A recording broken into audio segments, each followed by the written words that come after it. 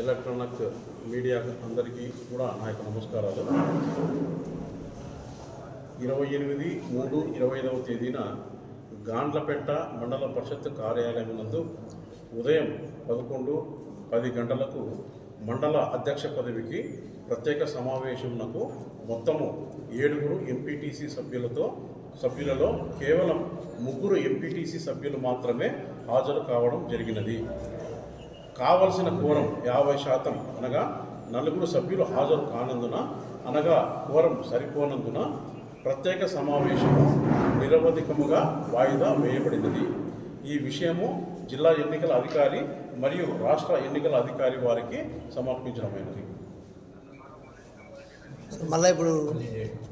మళ్ళీ సమావేశము రాష్ట్ర ఎన్నికల సంఘము వారి ఆదేశాల మేరకు నెక్స్ట్ సమావేశం జరపబడుతుంది.